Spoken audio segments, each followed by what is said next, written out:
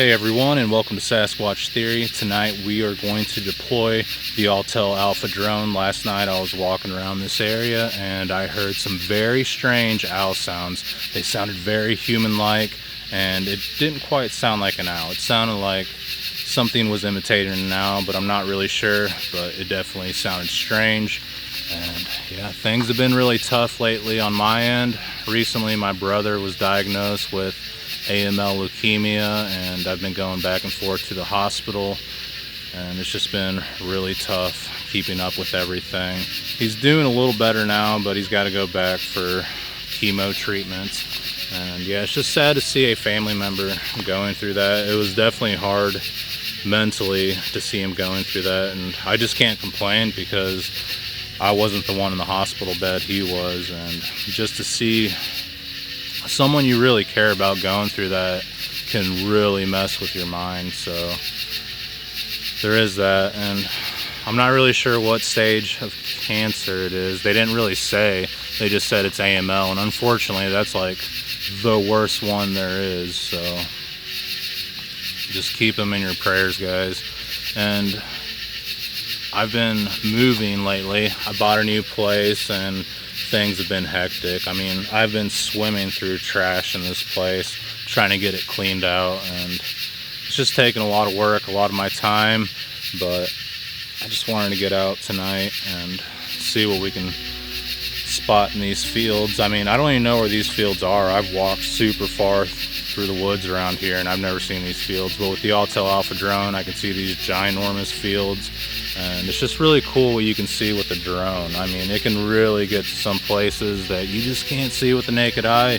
You can't walk there, and a lot of places you'd have to trespass to get there. So with the super zoom on this drone, you can just see a long ways, and I just keep it hovering wherever I'm camping, wherever I deploy it at, and I just keep it above me. That way I can keep my eyes on it at all times, just in case a plane's flying in pretty low, it doesn't hit my drone.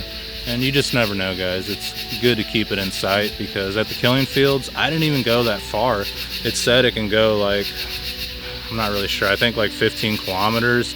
I literally went about, I would say 1,000 yards, maybe 2,000 yards, and it lost connection, and that thing dropped, and luckily it went back up and it reconnected. But I was just like, man, I'm about to crash this drone and this is really going to suck. But yeah, I really appreciate everyone for watching the channel. You guys are extremely amazing, and it really means a lot to me, all the support that you guys have given to Sasquatch Theory and myself. It's just, I'm so grateful. I don't even know what to say. But yeah, if you guys can, check out the Half-Inch Wrench crew.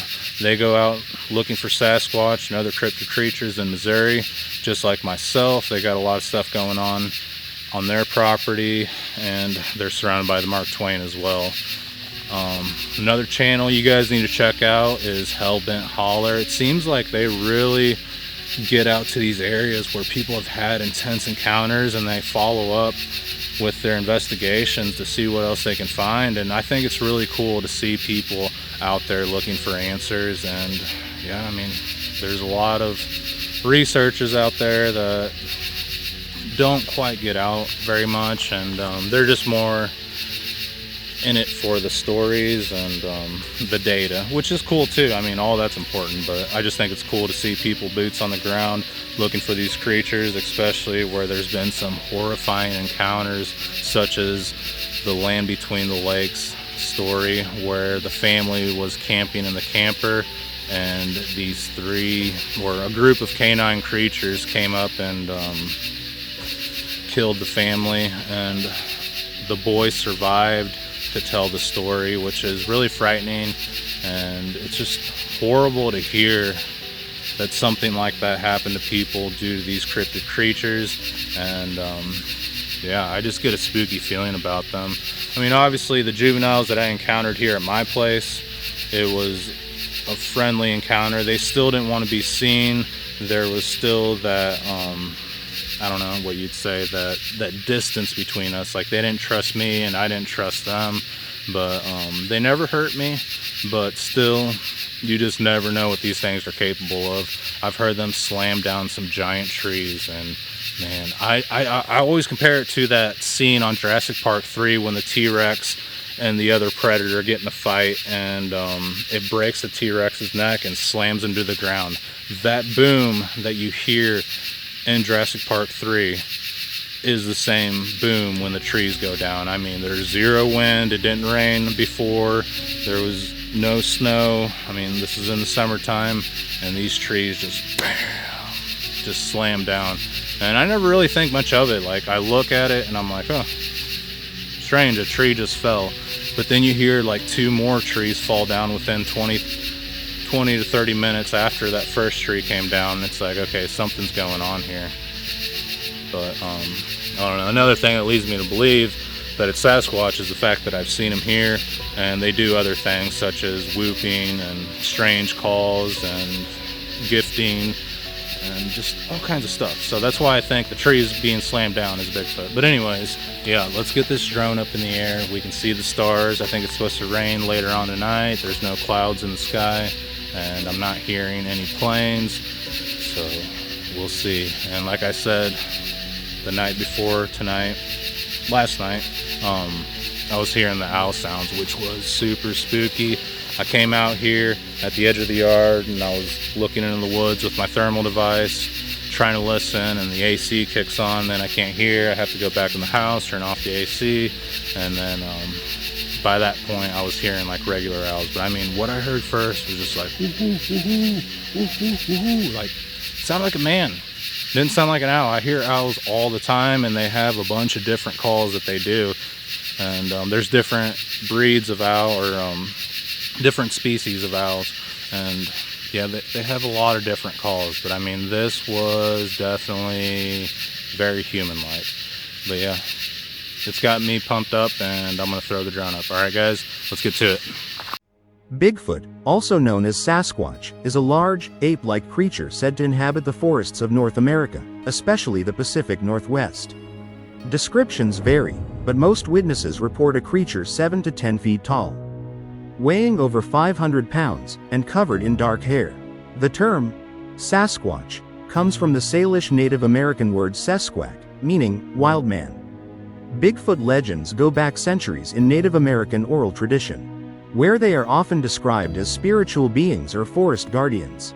Despite thousands of reported sightings, no one has captured a live specimen or undisputed evidence. Bigfoot is often seen briefly, then disappears without a trace, suggesting an uncanny awareness of human presence. Eyewitnesses often say Bigfoot is silent, stealthy, and can vanish into thick brush without making a sound. Some researchers believe Bigfoot has nocturnal habits, making thermal imaging one of the few effective tools for detection.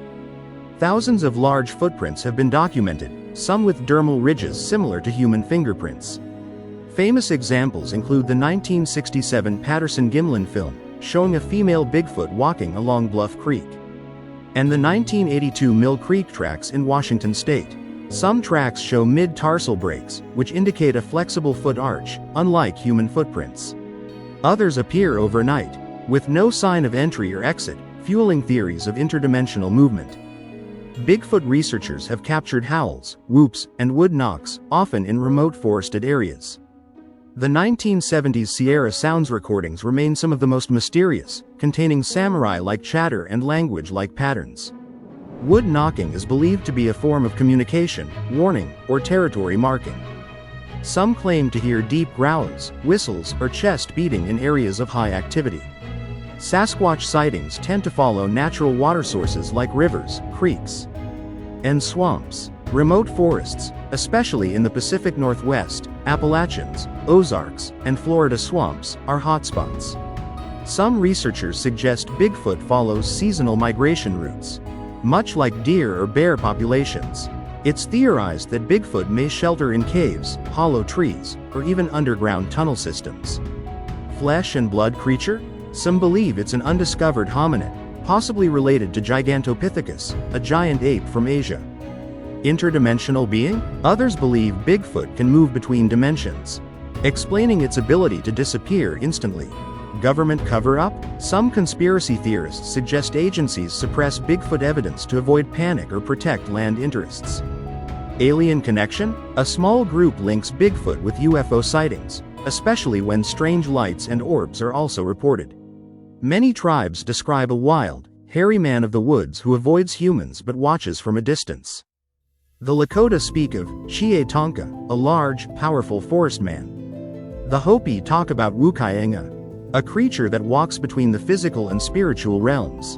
Native stories often speak of Bigfoot as a protector of nature and a being that punishes those who disrespect the land. Twisted tree limbs, X-shaped structures, and bent saplings are thought to be markers. Stacks of rocks or stick formations might be communication signs or territory boundaries. Missing livestock or torn-up game cameras have been reported in high-activity areas. Eyeshine is often reported in red, orange, or green when spotted at night.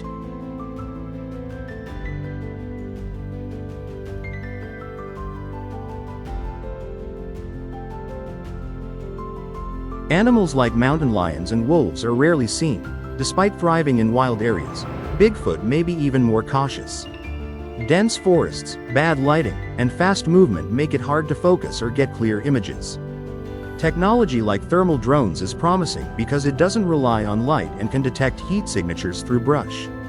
But some believe Bigfoot senses electronics or has a sixth sense to avoid being detected. Whether a flesh and blood cryptid, a spirit, or something else entirely, the mystery of Bigfoot endures. Thousands of people, from hunters to park rangers, claim sightings every year. For now, we scan the forests, listen to the whispers in the trees, and wait for that one clear moment when mystery becomes proof. Until then, the search continues. Gigantopithecus was a real, massive ape that lived in Asia around 300,000 years ago. It stood nearly 10 feet tall and weighed up to 1,200 pounds. Some scientists believe Gigantopithecus may have crossed into North America via the Bering Land Bridge during the Ice Age. If Bigfoot is a descendant, it may have adapted to modern forests with greater stealth and intelligence.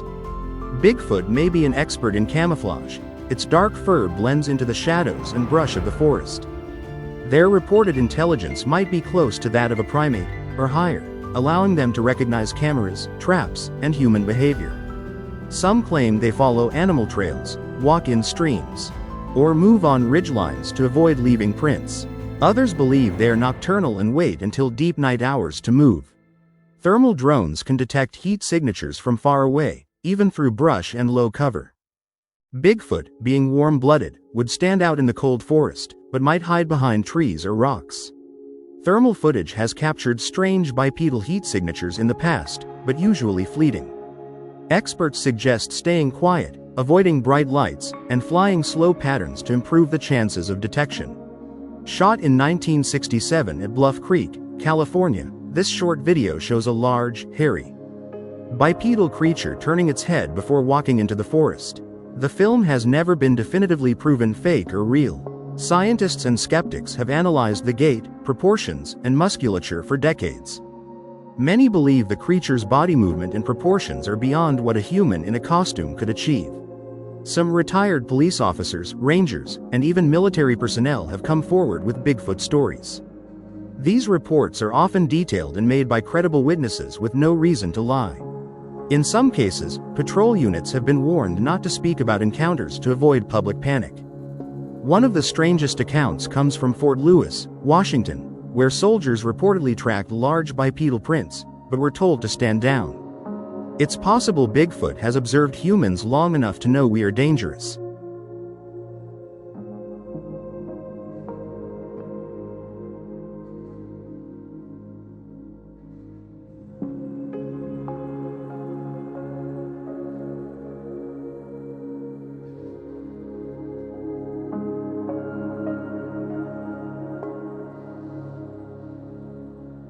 With deforestation, roads, and population growth, they may retreat further into national forests or wilderness areas. Areas with dense canopy, hard-to-reach locations, or off-limits government land are ideal hiding places. Some reports say they can smell humans from miles away, avoiding us before we even know they're there. Some researchers connect Bigfoot sightings to disappearances in national parks. David Paulides, author of the Missing 411 series, documents hundreds of unexplained cases. People vanishing without a trace, even experienced outdoorsmen. Common patterns include dogs refusing to track, bad weather immediately following the disappearance, and bodies found in impossible locations. While not definitive proof, it raises unsettling questions about what might be lurking in remote places.